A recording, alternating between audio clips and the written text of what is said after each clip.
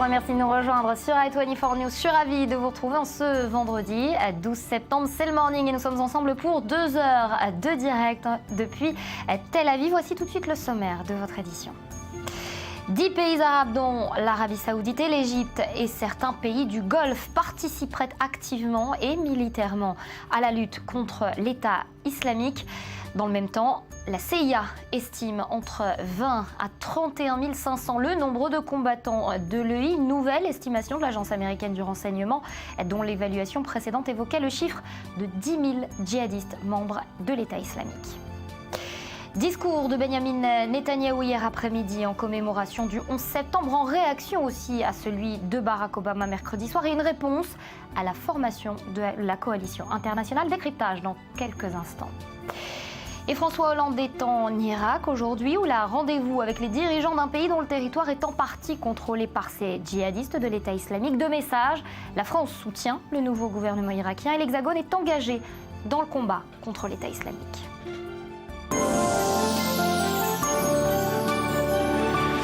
Voilà donc pour l'essentiel des questions que nous développerons dans cette édition. Avec moi sur ce plateau, Daniel Haï, consultant politique d'i24 News. Bonjour, merci d'être avec nous ce matin. Jacques Neria, vous êtes notre spécialiste en renseignement, ancien officier du renseignement militaire israélien. On va commencer avec vous, Maurice Ifergan. Bonjour. Avec cette revue de presse israélienne, les journaux ce matin qui se concentrent largement sur le discours de Barack Obama et les conséquences de la lutte contre l'État islamique. Exactement, Nathalie, de la presse israélienne de ce matin. Il faut que vous sachiez que le vendredi, c'est à peu près 3 kilos de papier, la presse israélienne. Il y a un fort relent de scepticisme sur les capacités de la coalition formée par Barack Obama pour lutter contre ce que la presse israélienne appelle Daesh, l'État islamique. En hébreu, on dit Daesh. Alors, commençons par Yediot Aharonot. La lutte contre Daesh risque de détourner l'attention des États-Unis sur le dossier iranien. C'est la principale crainte israélienne, de voir finalement le président des États-Unis se lancer dans une lutte contre Daesh, l'État islamique, et finalement, ou de faire des compromis sur le dossier iranien, ou totalement abandonner ce dossier et laisser les Iraniens développer leur arme nucléaire. Alors, il y a l'édito de première page de Yediot Aharonot est clair. L'analyste fait le point sur le discours prononcé par Barack Obama. Écoutez, ce fut un discours qu'Obama ne voulait pas prononcer, dit-il, sur un sujet qu'il ne voulait même pas évoquer, dans une région qui ne l'intéresse plus du tout. Et ce n'est pas la peine d'analyser le contenu du discours, affirme l'éditorialiste. Dans ce discours, pour s'en rendre compte, il suffit pour cela de voir les traits sérieux du président et la douleur et la déception dans ses yeux. Vous voyez, on n'y croit pas beaucoup à Yediot Aharonot. M'arrive, titre: les pays arabes avec les USA et Téhéran contre les USA. Selon l'Iran, Obama doit prouver tout d'abord que les États-Unis n'ont pas créé Daesh avant de se lancer dans la lutte contre Daesh, parce que pour Téhéran, c'est évident que ce sont les États-Unis, et par l'intermédiaire de l'Arabie Saoudite, qui ont créé, armé et financé Daesh pour mettre la région à feu et à sang. Donc un parlementaire iranien conseille tout simplement à Barack Obama de tout d'abord prouver sa bonne foi et de montrer que ce n'est pas lui qui a mis en place cette barbarie comme il a été nommé. On va en reparler dans quelques instants de ce point avec vous, notamment Jacques. Je sais qu'il vous tient particulièrement à cœur. Une question en revanche, et Maurice y faisait largement référence, l'Iran qui n'est plus finalement l'ennemi public numéro 1 après cette menace de l'État islamique. Pour l'instant, les priorités ont changé parce que, je dirais, le massacre et la barbarie de l'État islamique a causé une telle réaction. Et la réaction risque naturellement de créer, je dirais, une autre vague qui va déferler ensuite sur Israël. Pourquoi ? Parce que selon la stratégie des États-Unis aujourd'hui, la stratégie Obama, il faut prendre des rebelles soi-disant modérés, les entraîner dans des camps en Arabie Saoudite. Déjà, les Britanniques entraînent les rebelles modérés en Jordanie. Et nous, on va se retrouver dans quelques années, Assad en dehors du pouvoir et des rebelles entraînés, équipés par les Américains face à nous. Voilà, reculer pour mieux sauter. Daniel, une réaction ? Enfin, moi, ce que cela m'inspire, ce discours, c'est qu'il a été prononcé quelques heures avant les commémorations du 11 septembre et que c'est la même Amérique il y a 13 ans était frappée de plein fouet par le terrorisme islamique, qui a aujourd'hui du mal à aller combattre, qui va combattre, mais qui donne l'impression d'aller combattre à reculant, en se limitant à une opération, à des opérations aériennes.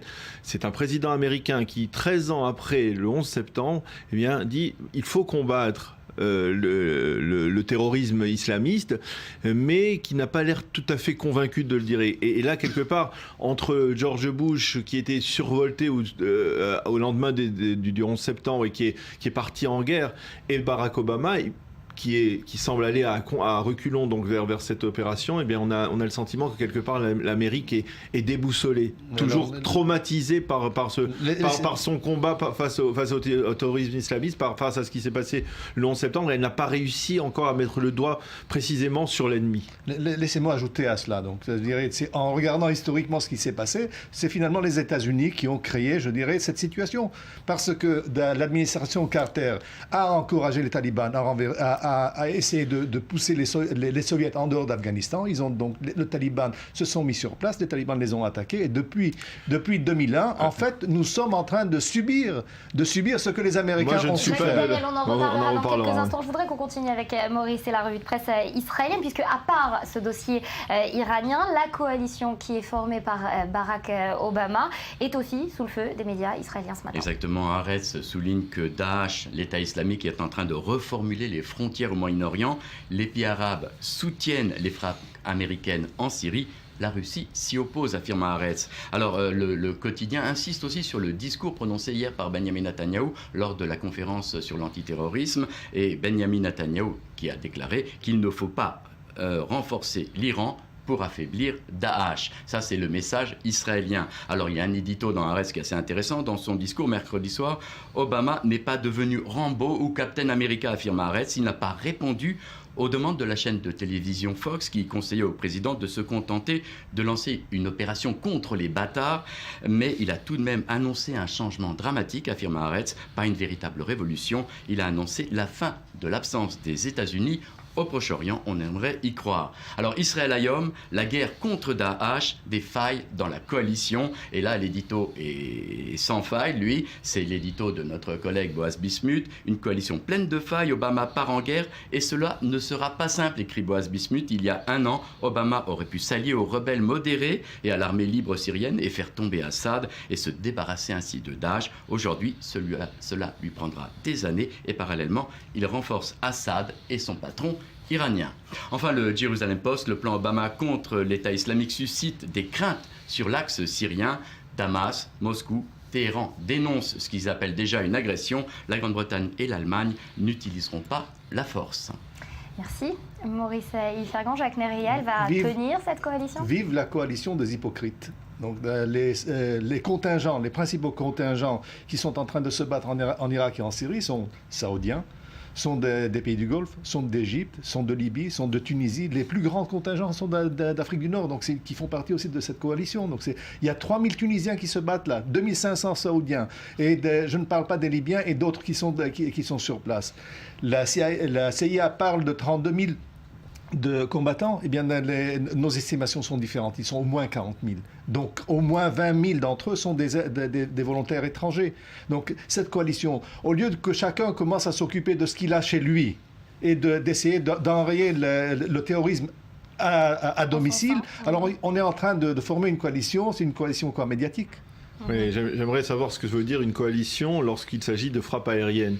Qu'est-ce que cela veut dire? Est-ce que ça veut dire qu'il y aura des avions de l'Arabie Saoudite qui viendront frapper les rebelles de Daesh en Syrie ou en Irak? Est-ce que communauté des renseignements dans cette opération? Non, écoutez, de ce point de vue-là, je ne suis pas inquiet. C'est facile. Il y aura le CENTCOM américain qui est en Arabie Saoudite va tout simplement rassembler les informations, va disséminer les cibles. Et donc ça sera une manière de dire que l'Arabie Saoudite on a déjà vu ça en Libye. Le Qatar a attaqué en Libye.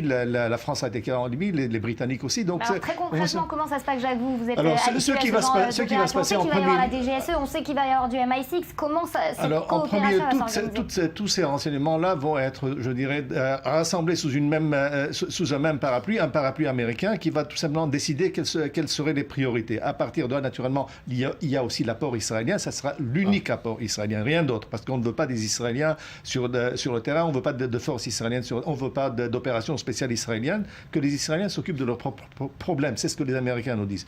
Donc, de ce point de vue-là, les choses sont très claires. Il n'y a pas d'incursion terrestre. On va aider les Kurdes à récupérer les territoires kurdes et on va aider l'armée irakienne. On va commencer à la former, à la réorganiser parce que c'est une armée qui ne vaut rien. Donc, il faut tout simplement la remettre à zéro.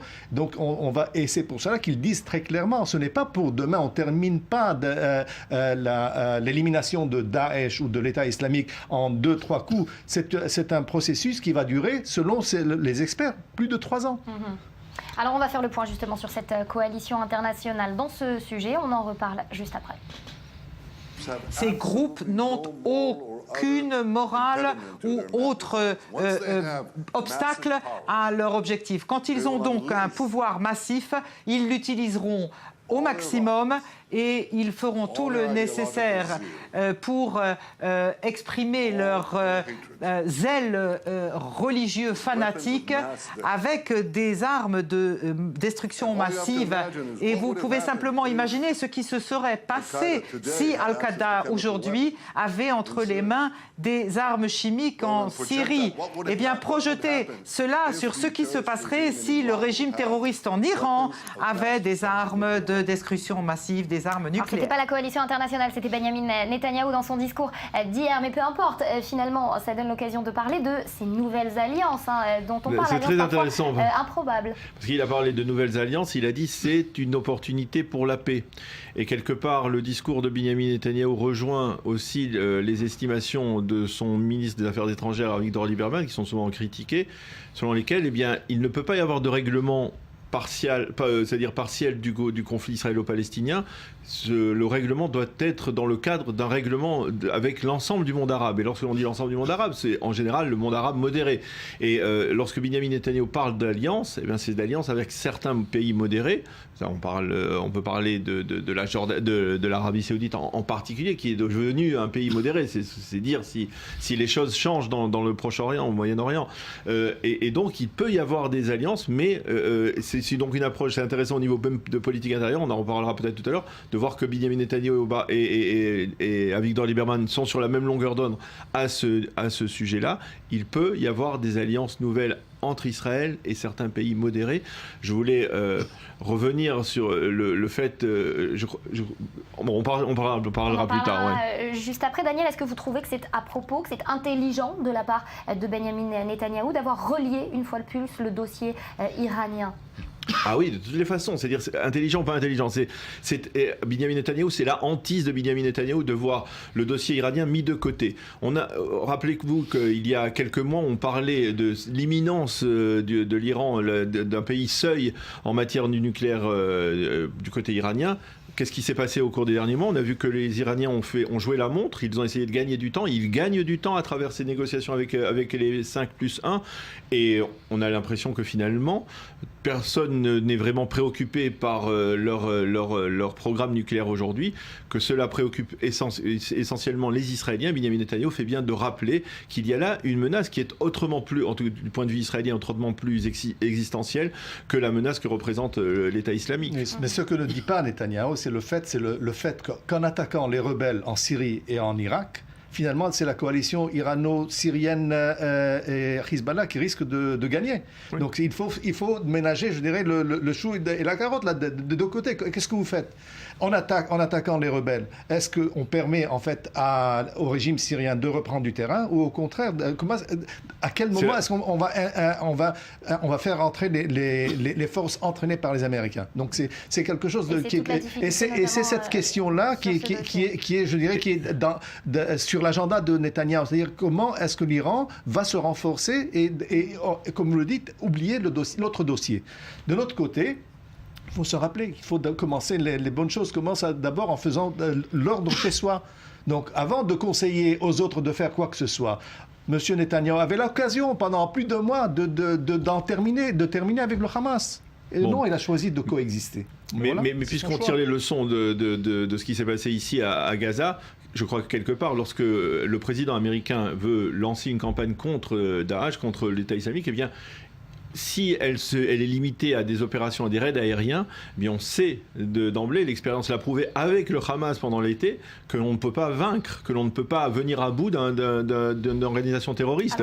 Même si ça prend 2 ans, 3 ans, si on ne rentre pas avec des forces terrestres, et c'est probablement ce que peut-être le successeur de George Bush sera amené à faire, parce que le successeur de Barack Obama sera amené à faire lapsus, mais effectivement, mais sans opération terrestre, on ne peut pas vaincre, essayer en tout cas disséminer une organisation terroriste. Et si le Hamas est une branche du même tronc, c'est le même tronc. Il faut le couper, n'est-ce pas?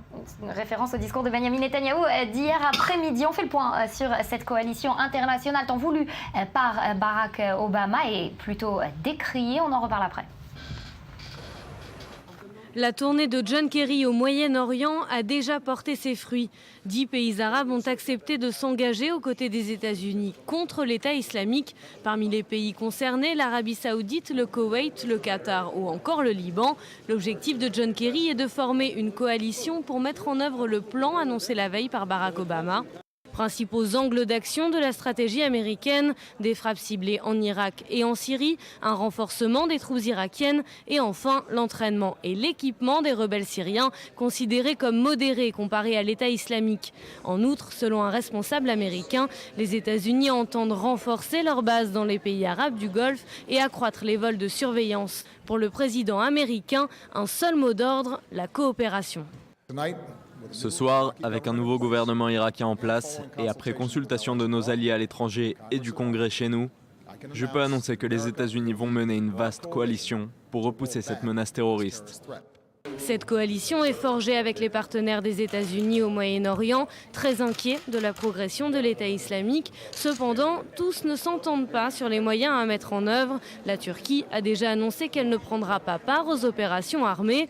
D'autres remettent carrément en question cette union. L'Iran a exprimé ses doutes sur le sérieux et la sincérité de cette alliance et a accusé certains pays de la coalition d'avoir fourni un soutien financier aux djihadistes. Pour Moscou, les frappes américaines en Syrie constitueraient une violation grossière du droit international.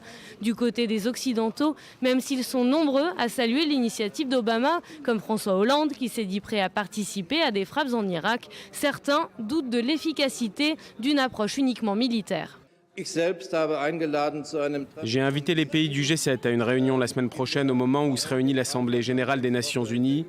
Nous allons discuter avec les États arabes de la stratégie politique à adopter. Donc je peux vous assurer que personne n'est assez naïf pour croire que quelques fusils pour les peshmerga permettront de résoudre le problème de l'État islamique. Une initiative internationale, militaire et diplomatique pour combattre les djihadistes de l'État islamique. Même si les angles d'action ont été précisés, les contours de l'opération restent tout de même à définir. À définir donc, puisque, on l'a entendu avec Steinmeier, quelques armes au Peshmerga ne suffiront pas à éteindre l'État islamique. Écoutez, le problème de l'État islamique au Moyen-Orient sera résolu par les puissances régionales. Mais simplement, il faut que l'Occident commence à s'occuper à ce qu'il a chez lui à la maison. Il y a l'islamisme fondamentaliste et les intégristes qui sont en France, en Allemagne, en Angleterre.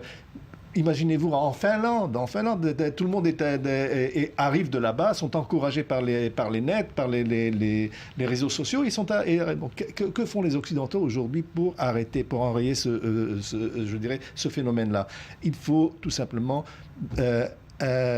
investir des efforts énormes dans la société. C'est un problème social de premier ordre qu'il faut tout simplement traiter. Et les Occidentaux, ce n'est pas en arrêtant les volontaires de voyager en Turquie pour arriver en Syrie que se termine le rôle. Il faut commencer à s'occuper du vrai problème à l'intérieur des pays. Et est-ce qu'il y a une vraie volonté de s'occuper du problème à la racine ?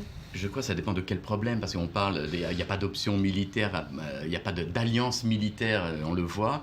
Il y a une petite alliance sur le renseignement dont Israël pourrait être partie, mais je crois que le plus gros problème pour les Européens et les Américains, c'est d'assécher les sources de financement de l'État islamique, et c'est là où va se jouer tout le dossier, parce qu'on ne sait pas finalement comment Daesh, l'État islamique, arrive à acheter de telles quantités d'armes, à acheter des populations entières. Alors on sait que en prenant le contrôle... Mais Maurice, je peux t'aider là-dessus. Tout simplement, les dépôts américains en Irak sont là. Voilà. Ils ont tout pris. Ils ont pris le contrôle des dépôts américains, ils ont pris le contrôle du pétrole. Du pétrole, et ils vendent le pétrole à 50 $.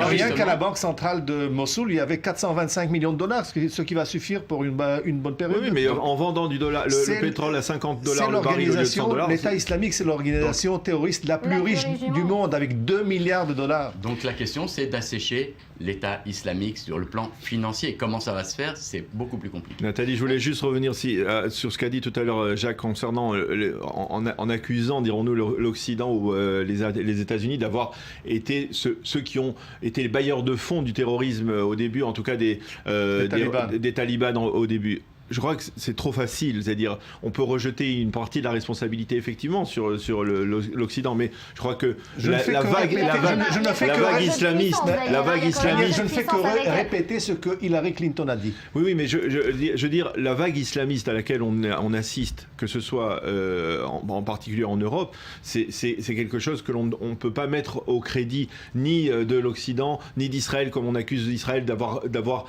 fait développer au cours des 15 dernières années le Hamas. Non, c'est-à-dire il y a une vague islamiste qui est dangereuse, qui menace l'Occident aussi, et cette vague n'a pas été provoquée par l'Occident. Daniel, quand on commence à jouer au créateur, à Dieu créateur, quand on commence à jouer à Dieu créateur, il faut faire attention de ne pas tomber aux enfers. C'est ce que les Américains ont fait, malheureusement, avec 2 campagnes militaires, des milliers de soldats américains. Est-ce que l'islam ne se serait pas développé sans l'aide des États-Unis?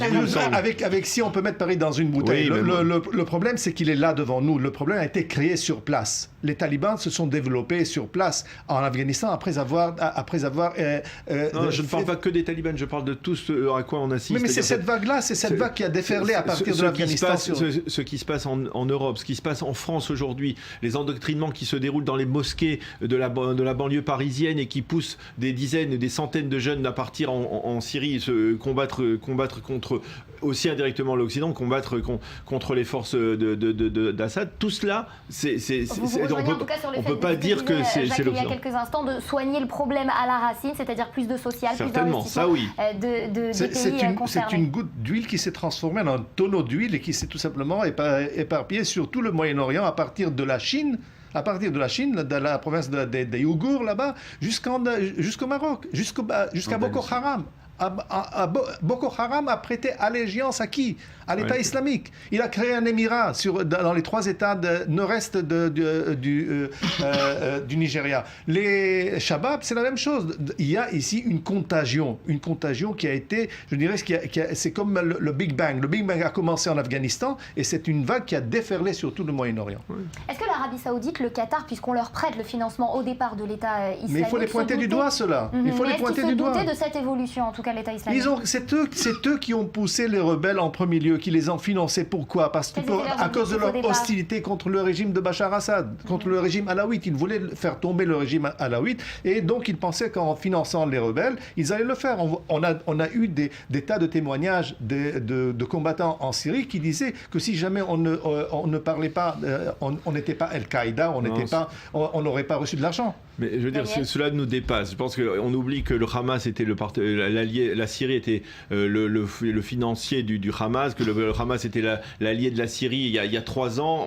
Tout cela, mais le Hamas et la Syrie se sont fâchés. Je crois qu'il faut que l'Occident fasse montre d'un peu d'humilité face à ce qui se passe dans le monde islamique. Et là, quelque part, je crois qu'on est quasiment sans réponse face à cette vague. Et je me demande, je m'interroge, je veux pas être alarmiste ou pessimiste, mais je me demande s'il n'est pas trop tard aujourd'hui, si ce qui est en train de se passer ne nous dépasse pas, et si ce n'est pas avec des frappes aériennes américaines que l'on arrivera à juguler cette forme de terrorisme. Et lorsque l'on aura peut-être éliminé l'État islamique, on aura Al-Qaïda et Al-Nusra qui ne sont pas des enfants de cœur, on est d'accord. Je suis d'accord avec vous, je dis ce que Maurice vient de dire tout à l'heure.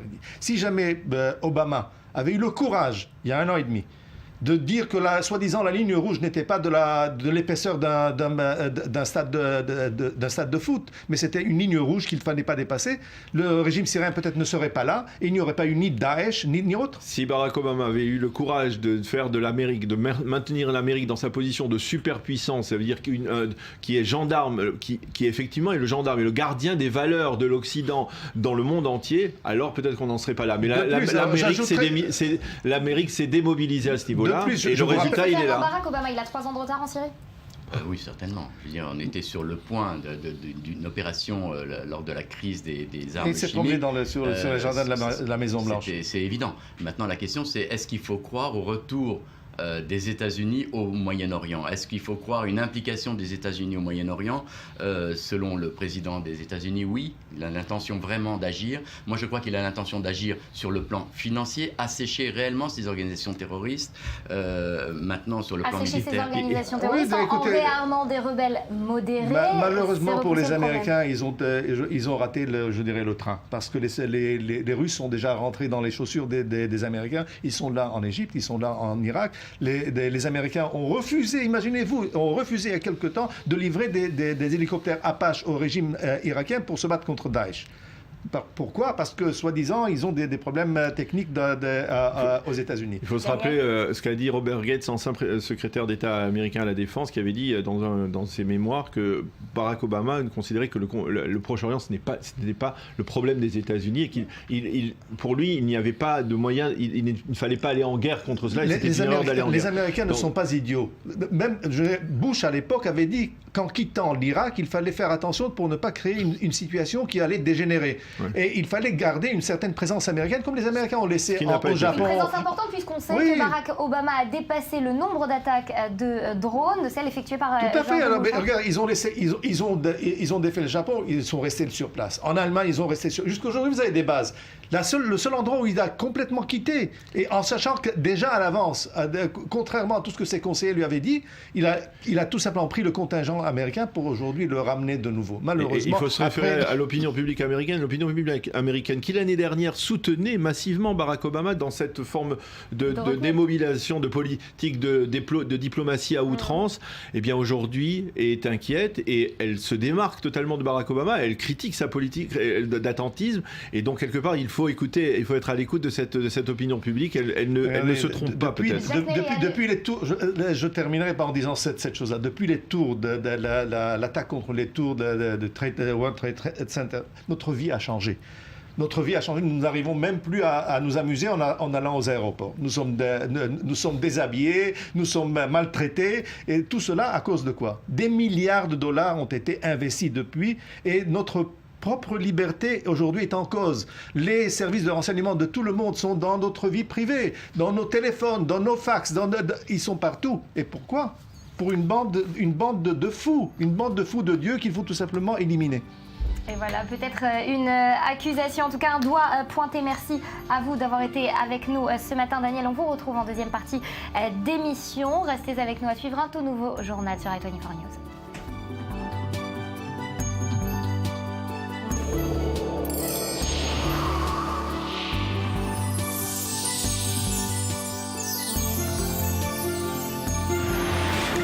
Retour sur le plateau du Morning d'I24 News. Merci à vous de nous être fidèles. Je suis en compagnie de Michel Kichka qui nous a rejoint. Bonjour Michel, merci d'être avec nous ce matin. Daniel, vous êtes resté avec nous. Michel, on va commencer avec vos dessins. Et ce matin, bien évidemment, on reparle de cette coalition internationale et de ces 3 ans dont dispose finalement Barack Obama pour lutter et mettre à mal, affaiblir, éradiquer l'État islamique. Absolument. Alors, vous avez beaucoup commenté ça sur le plateau. Alors effectivement, il y a aussi eu des critiques qui ont précédé cette décision de Barack, comme quoi il était hésitant, qu'il était lent à la détente, etc., etc.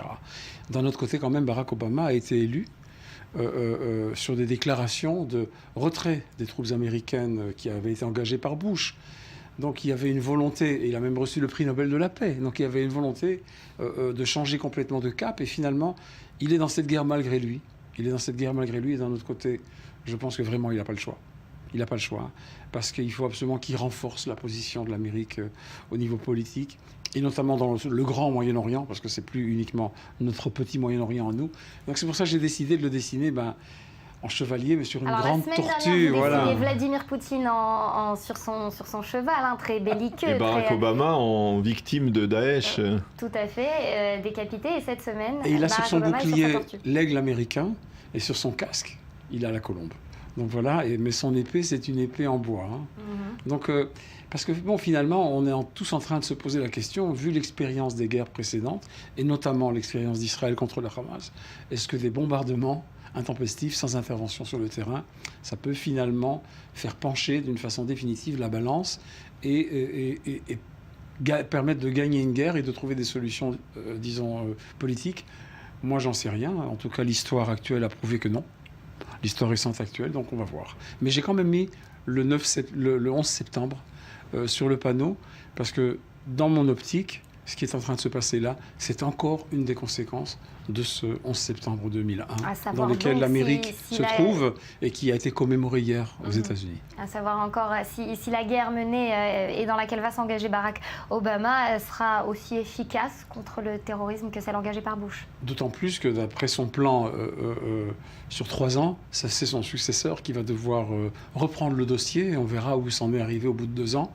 Donc, on a toutes les raisons de rester sceptique et d'un autre côté de soutenir cet effort qui est fait pour éradiquer l'État islamique. Passer le témoin au prochain. Oui, c'est ce que je disais tout à l'heure, mais ce que je remarque, c'est que le bouclier, qui représente la bannière américaine, est bien bien piètre état. Quoi. Il est écorné, hein, il a été troué de balles, il a des flèches. Et ça, c'est le reflet que l'ensemble du monde libre a des États-Unis aujourd'hui. Et c'est ça qui est problématique. Et je crois que quelque part, je pense que les pays libres, les pays occidentaux, l'ensemble du monde libre comprend qu'il faut qu'il y ait un gendarme pour le monde. On ne peut pas mépriser cette formule de dire que les États-Unis étaient le gendarme du monde. On l'a méprisé à plusieurs reprises. Je crois qu'aujourd'hui, quelque part, face à ce que l'on a vécu au cours de l'année dernière, hein, depuis la Syrie, depuis le développement de ces groupuscules islamistes, eh bien, on comprend que le monde a besoin d'un gendarme et qu'il a besoin d'une superpuissance. Et que cette Michel, l'utilisation superpuissance par Daniel du terme le monde libre, ça vous évoque quoi? Ou alors le monde occidental, je veux dire le monde libre, oui, parce que le monde dont on parle n'est pas un monde libre, il faut le reconnaître. En disons les pays démocratiques face aux autres. Mais ce qui est intéressant, c'est que en peu de temps, il est quand même parvenu à mettre sur pied une coalition dans laquelle il y a 6 grands pays arabes, grands, je veux dire riches, parce que c'est une guerre qui va coûter très cher, d'un côté, et d'un autre côté, des ennemis d'hier vont être des alliés de demain. Hein, c'est aussi le paradoxe un peu. J'avais dessiné d'ailleurs il y a quelques semaines Nasrallah en train de pousser des hauts cris contre El-Baghdadi en disant le monstre ici c'est moi. Donc ce qui est en train de se passer dans le monde musulman est une chose très intéressante, parce qu'on n'entendait pas jusqu'aujourd'hui tellement les voix du monde musulman modéré contre l'islamisme, et maintenant on est en train de... Cette coalition, c'est la voie. Allez, on va passer à une actualité un peu plus réjouissante, on va dire. Tim Cook qui a lancé cette semaine la Apple Watch. Oui. Et plutôt que d'énumérer toutes ses fonctions, finalement, vous avez décidé de dire ce qu'elle ne fait pas. Vous savez, d'abord, j'ai décidé de faire 3 dessins sur des choses qui ne sont pas du hardcore politique, parce qu'on a quand même fait en juillet-août que la guerre contre le Hamas, et j'avais besoin de prendre des vacances un peu de ces sujets durs. Alors voilà, j'ai dessiné Tim Cook, qui a peut-être une gueule un peu moins connue que Steve Jobs, hein, que tout le monde reconnaissait. Et voilà, il y a une acheteuse avec le iPhone 6 en main, et elle lui demande quelle heure est-il. Il dit « Oh putain, j'avais pas pensé à cette fonction ». Parce que c'est une montre dont on vante tellement les qualités et les fonctions qu'elle remplit, je me dis mais est-ce qu'elle donne l'heure d'abord? Parce que c'est vrai que tous ces objets, pour le moment, ils le disent eux-mêmes, c'est plutôt un gadget. C'est plutôt un gadget. Des gadgets qui rendent le monde complètement fou. Et la vraie montre connectée, et qui fonctionnera nécessairement avec le iPhone 5 ou 6, elle ne sera opérative que dans un an. Mais bon, il y a eu le lancement, Tim Cook l'a fait aussi bien que Jobs le faisait à l'époque. Et alors, voilà, et il y a toujours les fans, qui courent acheter. Apple Watch. Écoutez, moi j'ai déjà quelques petits problèmes avec ma montre normale. Alors je ne suis pas encore prêt à acheter, mais c'est vrai que c'est un phénomène de société. Il faut avouer que même ceux qui ne le souhaitent pas, eh bien, seront submergés par cette vague de développement technologique. On ne peut pas faire sans. Et celui qui le fait sans, on ne peut pas ajouter, déconnecté dans tous les sens du terme. Les politiques français diront après qu'avant 50 ans, il faut sa Apple Watch. Alors écoutez, les Français sont restés tellement longtemps accrochés à leur... Alors, comment il s'appelait Comment ça s'appelait encore l'Internet, là. Le Minitel. Minitel, voilà. Et qu'ils ont été en retard, finalement, ils ont été en retard par rapport à certains pays d'Europe et certains pays occidentaux pour se rattacher à la nouvelle technologie. Non, moi je dis par rapport à la technologie, je ne cours pas après la technologie, de toute façon elle finit toujours par me rattraper. Et c'est exactement ce qui se passe. Je suis toujours... Finalement, je viens après et je reçois les choses une fois qu'elles ont bien fait leur usage et qu'elles prouvent leur efficacité. Allez, on continue. Troisième dans sujet. La folie. Troisième sujet. Je sais, Daniel, que vous n'attendez que ça. Oui. Lady Gaga est en Oui. Israël demain soir pour Alors son oui, concert. ce qui est intéressant, c'est de remarquer que pourquoi c'est tellement important? C'est important parce que justement, cet été, il y a eu des vagues d'annulation d'artistes qui devaient se représenter ici à cause de la situation. C'était soit par crainte de se retrouver sous les bombes ou pour marquer un certain désaccord avec la politique d'Israël. Et Lady Gaga, c'est quand même pas la dernière des stars de la pop musique moderne. Elle vient en Israël, mais ce qui est intéressant, c'est qu'elle vient de Dubaï. Donc elle se représente à Dubaï, et de là, elle vient, je ne sais pas si elle vient en ligne droite, mais il y a peut-être une ligne droite qu'elle est la première à tracer entre Dubaï et Israël. Et ce que je trouve intéressant, c'est qu'elle avait fait scandale avec un manteau de viande qu'elle portait. Et alors, je pense qu'à Dubaï, elle avait un manteau halal, et ici, elle vient avec un manteau kasher. Comme ça, tout est parfait. Voilà, pour la Moi, garde-robe, ça donnera des idées à sa style. Je suis peut-être un gars, mais je suis étonné que tant de gens soient Gaga de Lady Gaga ou Baba de Lady Gaga. Mais en fait, c'est la réalité. Et ça fait partie aussi des développements culturels de l'État d'Israël. Écoute, au fait de sa gloire, je ne sais pas si c'est maintenant, je ne sais pas où elle en est, elle était celle qui était la plus suivie par tweet au monde. Et ça représentait 1 milliard de suiveurs. Oui, alors les Israéliens font partie de cette vague. Il y en a dedans, bien sûr. Alors je ne connais pas une seule de ses chansons, mais je suis content qu'elle vienne. Si, je suis sûre que vous en connaissez, c'est pas possible que vous en connaissez. Ok, on verra ça après. Allez, on continue avec un autre thème. Daniel, Oui. vous allez nous dire ce que vous en pensez. Un original qui s'est mis en tête de collecter tous ces petits papiers qu'on dépose au pied du mur ou entre les pierres du mur occidental à Jérusalem et de mettre tous les vœux que les gens y ont mis sur Facebook. Oui. Alors j'ai lu ça, j'ai trouvé que c'était une nouvelle un peu ésotérique d'un côté. D'un autre côté, il y a eu des tas de protestations contre cela, notamment le rabbin du mur occidental qui trouve que c'était un blasphème parce que ce sont quand même des vœux adressés à Dieu. Moi, ça m'a fait sourire. Ça m'a fait sourire parce que finalement, le mur, vous savez, il y a le mur de Facebook, il y a le mur des lamentations. Et ce qu'on met aujourd'hui sur les réseaux sociaux, ça devient finalement, ça tombe dans le domaine public immédiatement. Il y a des photos de stars nues, il y a des informations. On est de toute façon espionné de toutes parts. Et finalement, j'ai décidé de faire le rabbin qui s'énerve un peu en disant publier sur Facebook des prières adressées à Dieu est un sacrilège, ce qui est tout à fait normal dans la bouche d'un rabbin. Mais d'en haut, il y a la voix de Dieu qui dit « Moi, d'ici, sur mon nuage, ça m'amuse ». Voilà, donc moi, je pense que... Daniel, Moi, comment je vous voyez, disais tout à l'heure, même Jacques parlait des téléphones, Oui. du fait qu'on est totalement espionné du matin au soir. Je pense qu'il faut pour la société, pour une société même, pour l'ensemble de la société, il faut qu'il conserver un peu de vie privée, un peu d'éléments privés qui restent entre un homme et ceux qui croient au créateur sont un homme et son créateur. Je crois que quelque part, on est dans un tourbillon dans cette société technologique qui se développe avec Facebook et tout cela, mais il faut essayer de prendre un peu de recul. Un exemple, la sœur du fondateur de Zuckerberg, de Mark Zuckerberg, qui est juive et même proche de la religion, a décrété chez elle, en tout cas, et autour dans son cercle d'amis, qu'il ne fallait pas utiliser Internet, Facebook pendant un jour au moins. Elle a choisi le Shabbat et elle estime que cela permet de régénérer une forme d'intelligence ou d'intellect pour pouvoir essayer de recommencer une semaine de manière un peu plus positive. Mais d'un autre côté, il y a des différences entre les prières qu'on fait dans son cœur, entre soi et Dieu, et celles qu'on écrit sur un papier. On prend un risque et ça rentre déjà dans le domaine de la superstition moyenâgeuse, à mon avis. Tout ce qui est écrit pourrait être retenu contre vous, merci. D'accord. Michel, on va passer à un tout autre sujet un peu plus sérieux.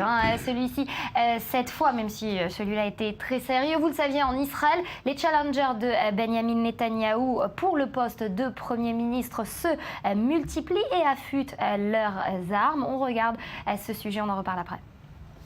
Après un été long et tumultueux, la cote de popularité du Premier ministre israélien Netanyahou accuse le coup de 7 semaines de guerre. À la droite de Netanyahou, 2 prétendants à sa succession, Avigdor Lieberman et Naftali Bennett. Tous 2 continuent de critiquer sa politique, mais aucun d'entre eux ne semble chercher à prendre sa place. Le taux de soutien dont bénéficie Lieberman ne justifie pas pour le moment d'engager des manœuvres politiques trop radicales. Pour sa part, Bennett se présente comme le grand gagnant des suites de l'opération à Gaza. Fort d'un large soutien de l'opinion publique, il doit cependant faire face aux dissensions qui divisent son parti, le Foyer juif. Sa tentative de créer une nouvelle charte du parti, lui octroyant de plus amples pouvoirs, a affronté une ferme opposition. Pour beaucoup, les ambitions de Bennett, qui semblent briguer le poste de Premier ministre, vont à contre-courant des idéaux politiques du parti religieux nationaliste. À la gauche de Netanyahou, Tzipi Livni et Yair Lapid, tous 2 espéraient voir le Premier ministre conclure l'opération bordure protectrice par une initiative diplomatique. À bout de patience, il commence à durcir le ton. Mais le ministre des Finances Lapid a également d'autres préoccupations en tête, avec notamment le budget pour l'année 2015. Le ministre avait promis de ne pas augmenter les impôts ni de réduire le budget de la santé, de l'éducation et des affaires sociales. Mais à présent, le ministère de la Défense exige des millions de dollars pour résorber le coût de la guerre. Lapid pourrait donc bien se retrouver dos au mur. Netanyahou, peu réputé pour sa politique socio-économique, se méfie donc de la suite des événements. D'autant plus que l'ancien ministre du Likoud, Moshe Kalon, semble observer la situation de près en vue d'un éventuel retour en politique. Heureusement pour Netanyahou, aucun adversaire ne paraît assez crédible ni assez puissant pour le détrôner. De plus, ses partenaires n'ont apparemment pas l'intention d'appeler à des élections anticipées. Mais Netanyahou reste sur ses gardes. Il sait bien que politique et logique ne vont souvent pas de pair. Ah, belle conclusion. Alors Netanyahou est-il le seul premier ministrable de l'État d'Israël? Oui, pour l'instant, c'est pas le seul premier ministrable, c'est celui qui se distingue, qui est en tête de tous les sondages, très largement en tête, comme le plus apte à être Premier ministre et donc à rester Premier ministre.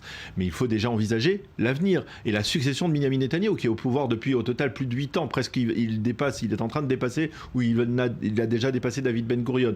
Et donc la succession est déjà ouverte. Et dans cette succession, il y a un homme qui se distingue et un phénomène qui se produit, c'est Naftali Bennett et le parti Foyer juif, le parti de la mouvance sioniste religieuse. Ce qui est intéressant et ce qui s'est passé cette semaine, c'est un élargissement, une nouvelle constitution qui permet, entre autres, une des clauses permet à tous les Israéliens qui le souhaitent, même s'ils ne sont pas religieux, de pouvoir être élus sur la liste de ce parti qui est un parti donc religieux, qui était un parti sectoriel et qui veut, sous la houlette de Naftali Bennett, devenir un parti d'envergure nationale. Alors justement, et ce sera notre mot de la fin, Michel, est-ce que vous pensez que des laïcs pourront rejoindre le parti de Naftali Bennett réouvert avec cette nouvelle constitution?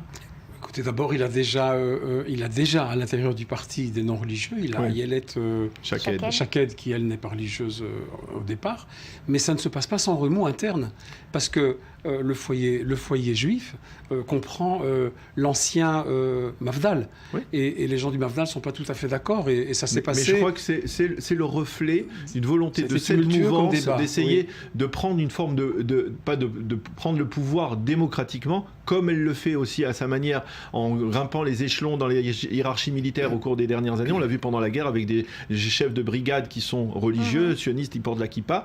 Et là, d'essayer de s'imposer aussi sur le plan politique, ce qui était une carence de la part de cette mouvance, qui se distingue dans plusieurs secteurs de la vie israélienne, pas jusqu'à présent dans la classe politique, et c'est ce qui est celle de corriger Naftali Bennett. En tout cas, c'est sûr que toute la carte politique se droitise de plus en plus. Ça, c'est vrai. Et c'est un phénomène intéressant. Et ça veut dire que, disons, pour les gens qui ne se réclament pas de droite, l'espoir qu'il y ait un jour un changement ou une coalition, appelons ça plus modérée, c'est reporté au calendrier grec. Je ne sais pas exactement à quand. Merci à vous deux, messieurs, d'avoir été avec nous sur ce plateau ce matin. Restez avec nous juste après un nouveau journal. On parlera de 2 menaces. D'une part, le virus Ebola qui continue de s'épandre et de se répandre avec plus de 2200 personnes tuées. D'autre part, toujours cette menace de l'État islamique. On fera le point avec Ali Waked. À tout de suite.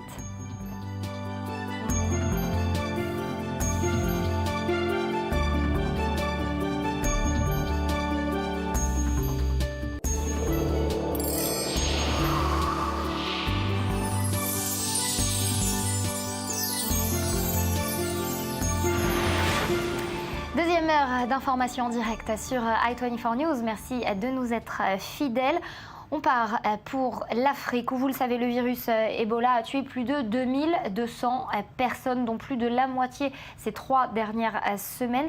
Un pays se trouve aujourd'hui frappé de plein fouet par l'épidémie. C'est notamment le Libéria dont on a parlé, de la menace de survie cette dernière semaine, qui n'arrive plus à faire face à la progression du virus. Julia Ganancia a fait le point pour nous. Ebola, un virus qui semble plus que jamais hors de contrôle. C'est en Guinée que le premier cas d'Ebola s'est déclaré. Depuis, le pays compte 555 morts et la guerre est déclarée contre le virus, même si le manque de moyens est criant. C'est une guerre. Il n'y aura pas de guerre civile en Guinée, ça je vous le garantis. Mais on a une guerre, c'est la guerre contre le virus Ebola. Toute personne, tant soit peu citoyen guinéen, doit s'engager dans cette bataille. Car l'épidémie est actuellement hors de contrôle. Près de la moitié des décès ont été signalés ces 3 dernières semaines. Au total, l'épidémie a fait près de 2300 morts. Pour stopper l'étranglement des pays touchés et faciliter l'aide humanitaire, l'Union africaine exhorte ses membres, dont beaucoup ont fermé leurs frontières aux habitants des pays victimes d'Ebola, à lever toutes les interdictions de voyage. Si vous voyez les hôtels aujourd'hui, les hôtels sont vides. Beaucoup de gens ont peur de venir ici. Il y a une psychose qui ne repose absolument sur rien. Pour certains, c'est comme si on pouvait attraper le virus dans l'air. Mais le pays le plus touché, c'est le Libéria. Devant le Conseil de sécurité de l'ONU, le ministre libérien de la Défense, Brony Samoukaï, a dressé mardi un constat accablant en forme d'appel au secours. Il a déclaré que l'existence même du Libéria est gravement menacée. En cause, le manque d'infrastructures, de capacités logistiques, d'expertise professionnelle et de ressources financières pour faire face à l'épidémie de manière efficace. L'OMS a averti que plusieurs milliers de nouveaux cas d'Ebola sont attendus au Libéria d'ici la fin du mois. Alors pour le porte-parole de l'Organisation mondiale de la santé, Tarik Jasarevic, vous allez le voir, les différents pays touchés par le virus Ebola ont un besoin réel d'assistance internationale car les pays touchés n'ont pas les moyens de faire face à cette épidémie et le pire est encore à venir. Écoutez-le. Donc on n'a pas assez de moyens pour prendre en charge tous ceux qui sont infectés.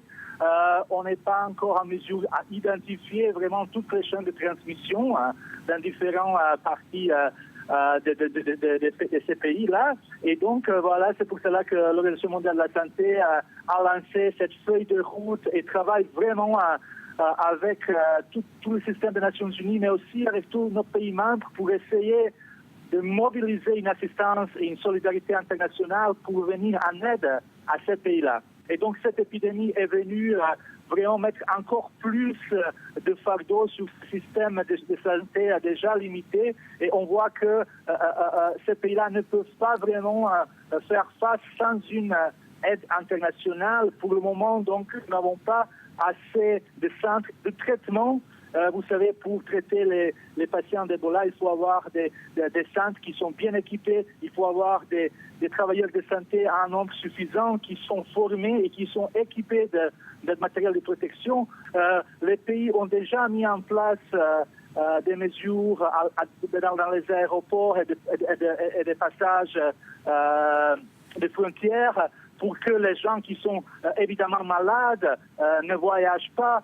Donc les pays affectés déjà font des efforts pour prévenir que le virus se propage davantage. Mais vraiment maintenant, il faut se concentrer pour le travail à l'intérieur de ces pays pour essayer d'aider au maximum les gens infectés et protéger les autres. Merci beaucoup Tarik Jasarevic.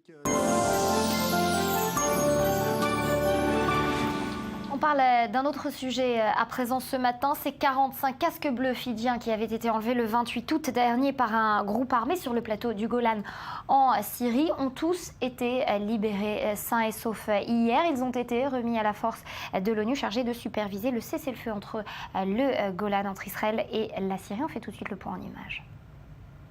Les 45 casques bleus fidjiens sont arrivés en Israël ce jeudi. Retenus en otage pendant une semaine et apparemment bien traités, ils ont finalement été relâchés par le front Al-Nosra. Cette branche syrienne d'Al-Qaïda avait annoncé cette décision dans la nuit de mercredi à jeudi.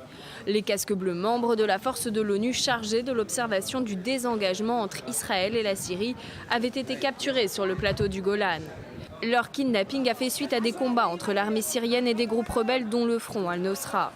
Leur libération aurait été motivée par les conseils de dignitaires religieux aux responsables du front. Nous allons les libérer même si nous devons mourir, car nous avons des revendications pacifiques, libération de nos frères emprisonnés, apporter de l'aide à nos frères et femmes qui souffrent de sièges depuis des mois et des années et dont personne ne se préoccupe. Même les Nations Unies ne font rien pour nous. Et le groupe islamiste a formulé d'autres conditions pour leur libération. Il réclame notamment de ne plus faire partie de la liste noire des organisations terroristes mises au point par les Nations Unies. Il demande également l'envoi d'aide humanitaire dans les bastions du mouvement et des compensations financières pour 3 de leurs blessés. Selon la presse fidjienne, les rebelles demanderaient aussi la libération de Abu Musab al-Souri, un responsable d'Al-Qaïda arrêté au Pakistan en 2005 et toujours détenu par les autorités syriennes. Et avec nous sur ce plateau, Ali Ouaked, spécialiste du monde arabe. Bonjour. Bonjour. Merci de nous avoir rejoints ce matin. Ali, à quoi ça aura servi, si on peut employer ces termes, cette capture, puis cette relaxe de ces 45 casques bleus? Cette capture a fait partie de la pression que voulait faire le Front al-Nusra sur le régime libanais, mais aussi sur le régime syrien, pour qu'il libère des prisonniers qui appartiennent à l'organisation. Mais sans doute, ce n'est pas un hasard, Nathalie, que la libération de ces casques bleus vient le même jour où les États-Unis annoncent la création de cette coalition. Il y a les services secrets européens et autres peuvent parler des liens très directs entre l'Arabie saoudite ou des milieux dont les services d'intelligence de l'Arabie saoudite et du Qatar avec ces groupes djihadistes. Donc on voit que dans le cadre de ce grand deal de la création de cette coalition, on voit d'un côté l'accord donné par les Américains aux Saoudiens de financer, d'entraîner les djihadistes opposés à Bachar Assad, ce qu'on appelle à l'Occident dans les médias occidentaux les rebelles modérés. Il n'y a pas de rebelles modérés. Le Front islamique est un groupe djihadiste. Il est peut-être plus modéré, mais plus modéré par rapport à l'État islamique, mais pas par rapport aux valeurs occidentales. Et donc, dans le cadre de ce deal, la monnaie qui a été payée à l'Arabie saoudite sous forme d'armement et d'entraînement des rebelles syriens, Al-Nusra a accepté de relâcher ces 40 et quelques casques bleus. Mais c'est un précédent, à mon avis, un peu dangereux. Chaque fois que ces milices-là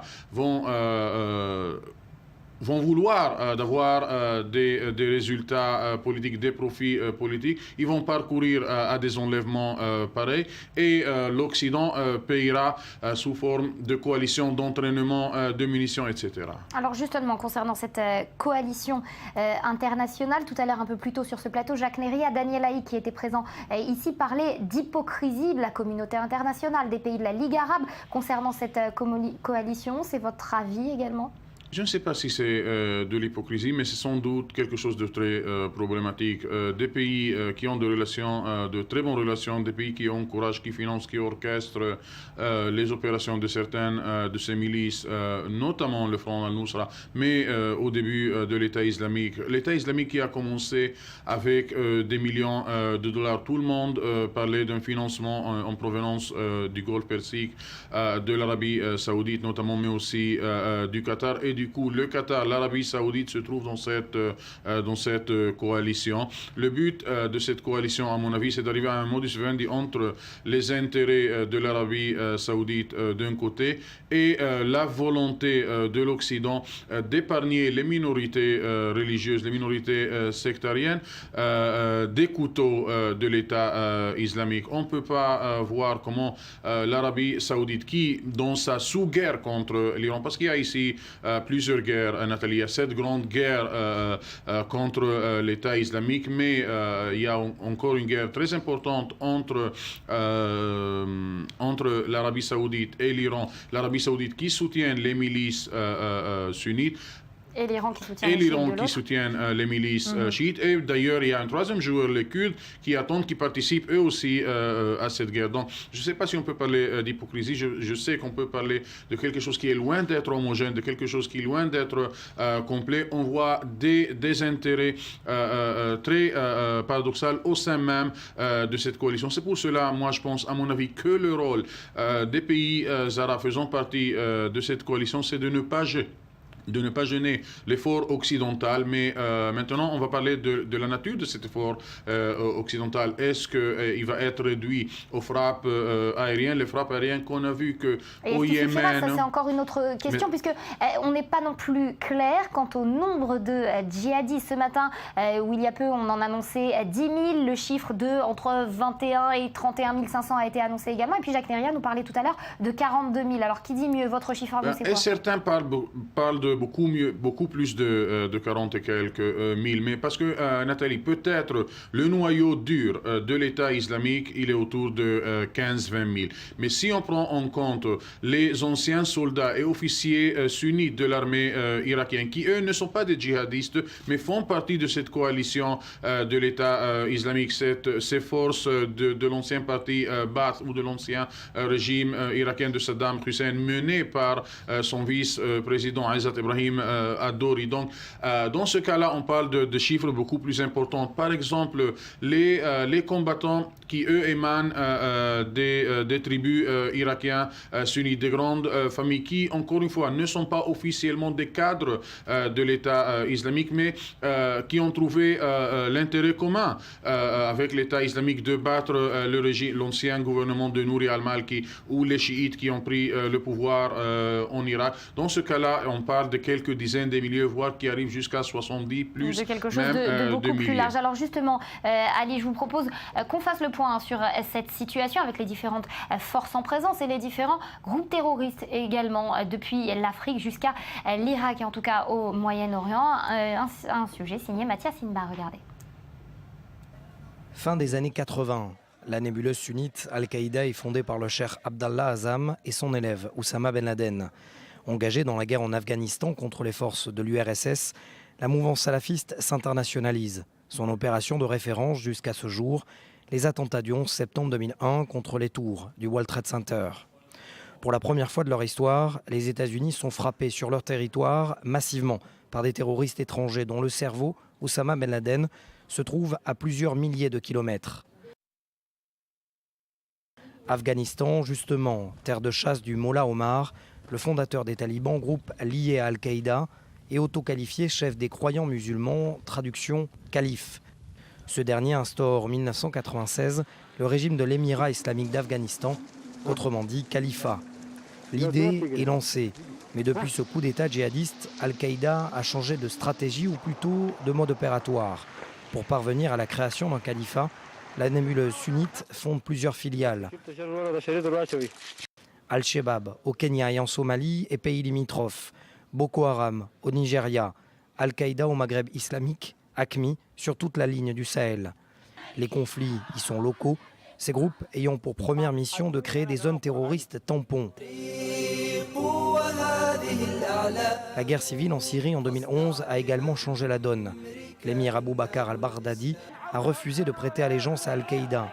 C'est cet Irakien qui avait fondé le comité de la charia en 2003, le comité des Moudjahidines en 2006, puis la même année, l'État islamique d'Irak, devenant en 2013 l'État islamique d'Irak et au Levant, aujourd'hui appelé État islamique, qui sème la terreur de la Syrie à l'Irak.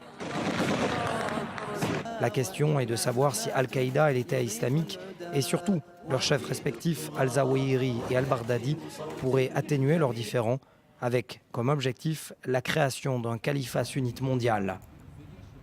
Voilà, et tout part d'Irak, tout y commence, ou en tout cas, on va y rejoindre François Hollande qui vient d'atterrir sur place à Bagdad. Il va y retrouver le Premier ministre fraîchement nommé, Haïdar al-Abadi. Vous voyez les deux hommes, donc François Hollande qui n'est pas aux côtés donc, du Premier ministre.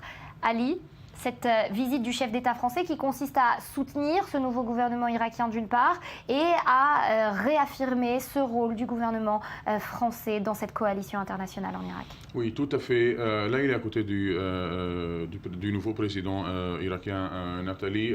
La France comme la Grande-Bretagne sont intéressés directement dans cette guerre en Irak et en Syrie. C'est vrai que la France est anti-Syrie, mais il y a des milliers de combattants djihadistes qui se trouvent en Irak et en Syrie qui risqueront un jour de retourner en Europe. Donc, il faut voir... Et c'est la crainte aussi, cet effet domino finalement de cette guerre qui se profile avec des attentats à attendre sur le sol occidental. Oui, c'est tout à fait, bien sûr. Ces gens-là sont du coup armés et financés et entraînés par des services secrets, au moins par des conseillers occidentaux. Merci beaucoup, Ali Waqued, d'avoir été avec nous sur ce plateau ce matin, d'avoir commenté cette très rapide entrevue entre François Hollande et le président irakien. Restez avec nous dans quelques minutes, un tout nouveau journal, on revient juste après.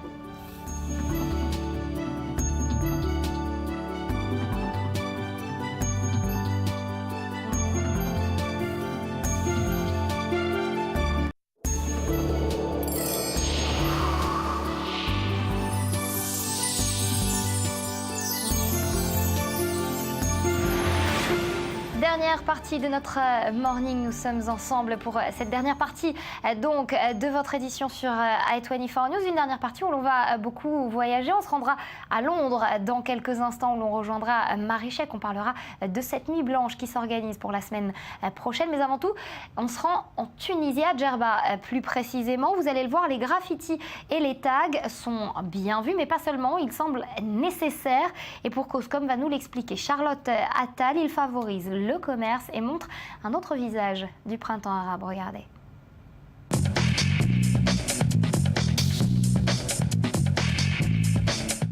Le street art, honoré il y a peu par la tour Paris 13, un immeuble voué à la démolition, décoré par une centaine d'artistes venus du monde entier. Le projet a connu un véritable succès et son organisateur, un galeriste franco-tunisien, a tenté de l'exporter en Tunisie. Djerba Oud, voici le nouveau musée en plein air des Riad, une petite bourgade située dans la ville de Djerba. Bien loin des circuits touristiques, ce petit village paisible s'est métamorphosé en quelques semaines. Des artistes internationaux, dont certains participants de la tour Paris 13, sont venus décorer des murs abîmés et des maisons abandonnées. Aujourd'hui, étrangers et locaux affluent pour voir ces graffitis. L'initiateur de ce projet, Mehdi Benchek, voulait redonner un coup de souffle à la ville et aider les artistes à s'exprimer à travers l'architecture locale. Mon seul objectif, c'était vraiment de donner déjà au street art, essayer de faire un nouvel exercice qui sort un peu du commun aux artistes. C'est très prétentieux de ma part de dire ça, mais c'est sûr que juste qu'ils se fassent plaisir quoi, avec une nouvelle architecture, des coupoles, des voûtes, et déjà ça. Et deuxièmement, essayer de parler de la Tunisie d'une autre manière. Mehdi Benchek a reçu l'aide de l'ambassadeur de Tunisie en France, déjà preneur de l'exposition La Tour Paris 13, pour financer le déplacement des artistes. Et pour cause, ils sont une centaine à avoir fait le déplacement pour donner naissance à près de 250 fresques, diverses, colorées, recouvrant parfois même des murs entiers. Un projet ambitieux qui réveille le commerce et amène de nombreux touristes dans la Médina. En ce qui concerne la saison de cette année, c'est vraiment bien. Les peintures ont ramené du commerce, des touristes et de nouveaux visages, des gens qu'on ne voyait pas avant à Riyad. Ce qui est intéressant, c'est que les peintures sont bien dispersées et pas concentrées, pas que sur une seule route. Aujourd'hui, ces graffitis ont changé la ville, autant sur le plan esthétique qu'économique. Si certains habitants ont prêté leurs murs à ces artistes, d'autres se sont montrés plus réticents. Le but de ce projet, réveiller un petit village de Tunisie grâce au street art, tout en prenant conscience de l'histoire des lieux tagués. Défi remporté. Et voilà, défi remporté. Rudy Saada, bonjour. On ne s'exprime pas que sur la toile, on peut s'exprimer aussi sur des murs autres que ceux de Facebook. Post-printemps arabe, il y a eu beaucoup de street artistes et certains ont eu des problèmes à l'époque d'Ennahda pour pouvoir s'exprimer. C'est un des modes d'expression du printemps arabe, les murs. Et là, on va dire que c'est un peu institutionnalisé, donc c'est un peu plus sympa. Et voilà, ça fait du bien. Allez, on va parler d'une autre façon de voir le street art, ou en tout cas de l'art dans la rue. Ça se passe à Londres, ça va se passer à Londres le 20 septembre prochain de 19h à 7h du matin. C'est Marie Chek qui va nous en parler. Marie, vous êtes en direct de Londres, comment ça va? Oui, tout à fait, de la rue britannique, ça va très bien. Il fait gris et frais, voilà, ça fait du bien après un été. Ça change. Alors c'est la deuxième année de cette nuit blanche vidéo à Londres. La première c'était donc l'année dernière. Il y avait une vingtaine de vidéos, il y en a 2 fois plus cette année. Qu'est-ce qu'il y a au programme? Eh bien au programme, on avait la thème de l'année de cette année, c'est The Place We're Living, l'endroit où on vit. Et nous avons remarqué qu'il y a un mélange extraordinaire d'espoir et beaucoup d'endroits enflammés. Donc c'est vraiment la société dans toute sa splendeur. Nous avons des grands artistes comme Isaac Julian, Tracy Amin, Sigalit Landau. C'est vraiment un mélange magnifique de travaux vidéo. C'est une nuit magique où les gens, j'espère, vont déambuler, où il pleuvra pas, j'espère aussi. J'ai déjà vérifié la météo et elle promet. Et où les gens se baladeront en vélo ou à pied. On a tout concentré les endroits dans le centre-ville de Londres. Et voilà. Alors forcément, vous êtes l'une des 3 commissaires de cette exposition en plein air, j'ai envie de dire. Israël qui sera présent à Londres le week-end prochain. Oui, on devait en avoir plus. On est déjà chanceux de n'avoir pas été annulé. Nous avons 5 artistes parmi les 30, pour être précis. Quelques artistes très connus en Israël qui ont des expos eux-mêmes à Londres, donc les Anglais sont fiers de les montrer. Le chœur, c'est toujours le chœur de Tracy Amin, vous voyez, c'est toujours la fête avec le I Promise to Love You. Ça, c'est un petit chien de 2 artistes suisses, Fischli and Weiss, très connus, qui seront présentés dans un hôtel. La grande nouveauté de cette année, c'est qu'on n'a pas choisi seulement les galeries d'art, mais aussi des hôtels, les restaurants les plus in. Il y a vraiment une sorte de fête, participation de tout l'endroit de Mayfair où tout le monde viendra. On aura beaucoup de parties en route, de drinks, de réceptions. Je crois que ça va être une nuit de grande fête. Vous avez la nuit blanche à Londres, je pense à Paris, excusez-moi, là où elle a été inventée le samedi soir, je pense le 4 octobre. Et nous vous devançons avec la vidéo art. Et ben voilà, alors on reparle de cette atmosphère que vous mentionniez. Ça va changer de ces 2 mois de guerre en Israël, dont les artistes vont parler dans leurs œuvres également. Oui et non, je pense que les œuvres ont été faites depuis longtemps, donc on ne voit pas vraiment le repas. Je pense qu'il n'y a que moi qui soit tellement imbibée de ce que j'ai vécu cet été, et qui, en sortant d'Israël, après 2 mois de grande tristesse, je dirais, désespoir, j'ai vu qu'il y avait un autre monde aussi. J'ai vu que le monde était balancé, en fait, de joie et de peine, et d'art et d'espoir. Et moi-même, en faisant ce programme, ça m'a redonné des forces de continuer. L'art est pour moi un atout psychique et psychologique de continuation et d'espoir, que la vie, elle est belle malgré tout, et qu'on passe tous des hauts et des bas, et c'est après le Moyen-Âge. Et le show doit continuer. Merci Marie pour ces énergies envoyées directement de Londres ce matin, et bon courage donc pour la dernière ligne droite dans l'organisation de cet événement. Merci beaucoup. Je vous attends à Londres le 20. Au revoir. Au revoir.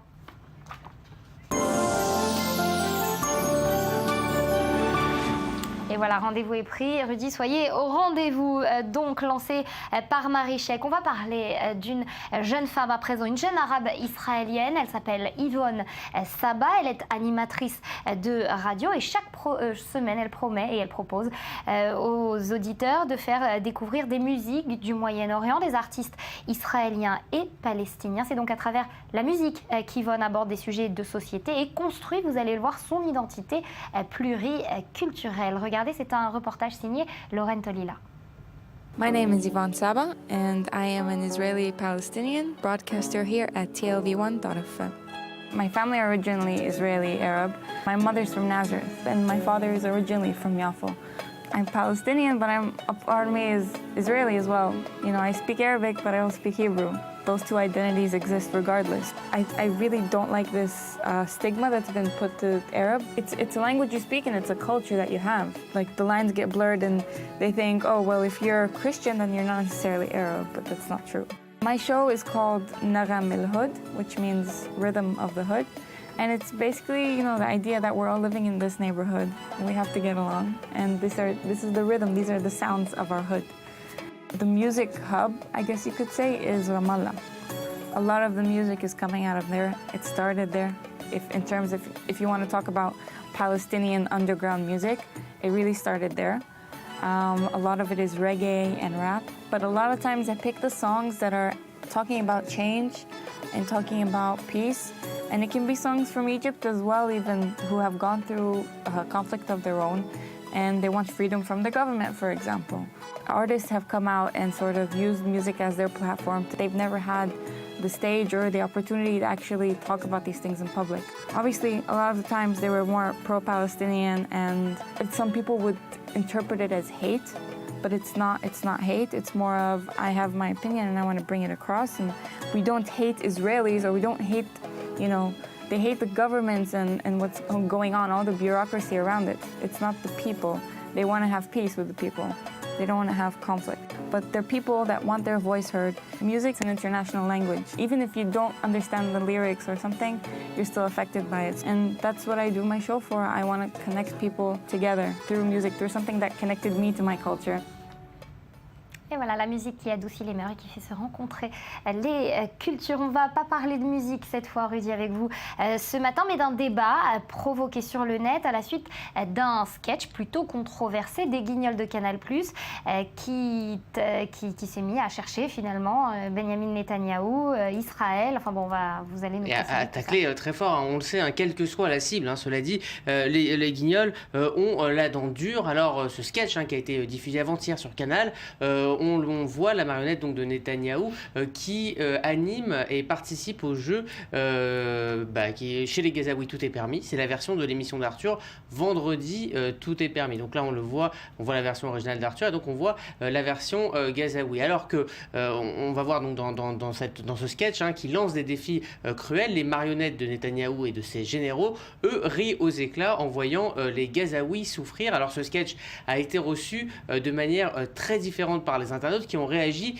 sur les réseaux sociaux dans la journée d'hier. Alors par exemple, pour Christine Delcroix, les Guignols ont montré toute la cruauté de la politique israélienne par le biais de l'humour et même état d'esprit pour le prochain tweetos, Dylan, qui crie lui au génie et qui dit que cette version gazaoui de Vendredi Tout est permis est tout simplement magique. Mais beaucoup se sont insurgés devant ce sketch plutôt manichéen et très dur envers Israël.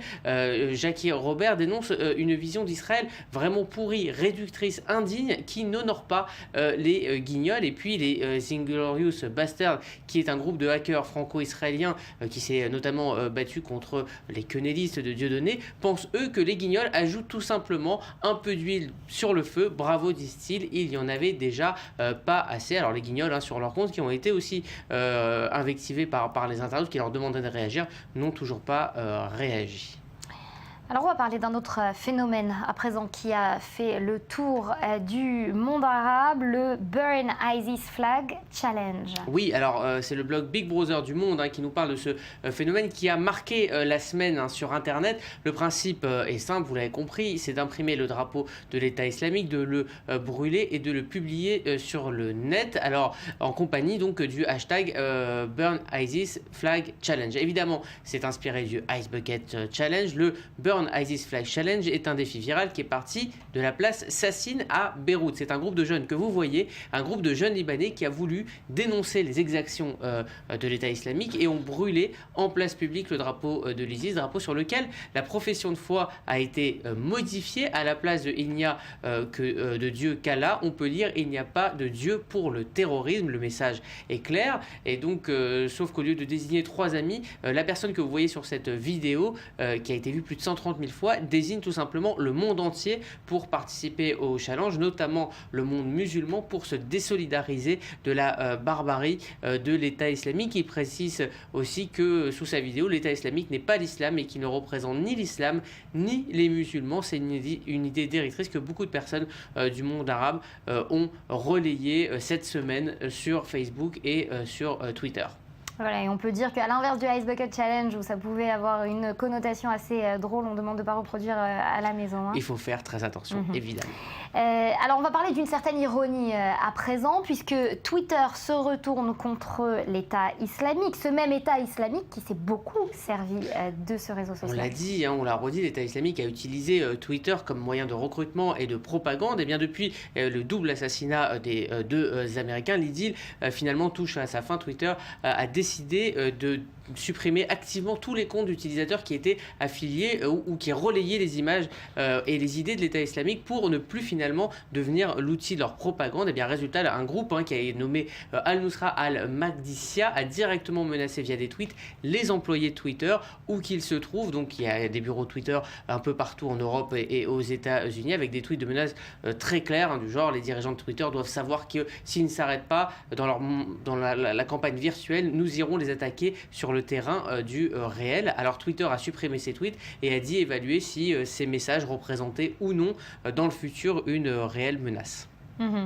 Allez Rudy, sans transition aucune, on va finir avec une belle histoire d'animaux comme vous les aimez. Oui, alors je vais profiter du fait que Barbara ne soit pas là pour parler non pas de chat mais de chien. Alors à la base, rien... Ça y est, vous avez changé. Non, pas du tout, c'est juste pour le vendredi. Alors, rien ne prédestinait ce petit chien à un destin glorieux. Le blog Le Bon Lien nous parle du destin de Marnie, ou plutôt Stinky. En fait, Stinky, ça veut dire puante. C'est le nom que lui avait donné la SPA quand ils l'ont recueilli en 2012. À l'époque, Marnie avait, il a toujours le cou tordu, une haleine fétide et aveugle de l'œil gauche. Alors la belle histoire, c'est qu'elle a été adoptée par Shirley qui va la soigner. Elle se fait extraire 14 dents pourries, ce qui arrange considérablement son haleine. Son œil gauche aussi guérit miraculeusement, mais Shirley, c'est une New-Yorkaise, une vraie, et elle fait de Marnie une vraie star du net. Elle lui crée un compte YouTube un compte YouTube, un compte Instagram, Twitter, rien que ça. Et voilà, depuis ces vidéos, elles sont complètement sans intérêt. 500 000 vues par vidéo et toutes les stars d'Hollywood se l'arrachent. Je crois que Marnie, elle vous a beaucoup plu. Énormément, merci. Et je reviendrai au chat dès lundi. Avec nous, on se quitte sur ces images. Restez sur i24 News, l'info continue.